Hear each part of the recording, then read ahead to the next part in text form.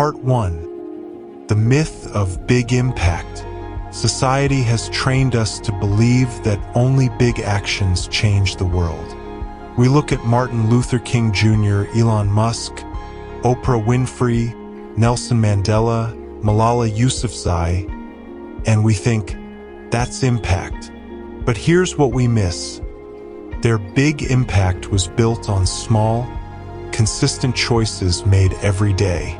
Mandela's fight for freedom started with conversations, organizing local groups, and standing up in small rooms long before the world knew his name. Malala began with a simple blog under a pseudonym, just one girl writing about her experiences with education. That ordinary act sparked a global movement. The myth that impact has to be massive holds us back.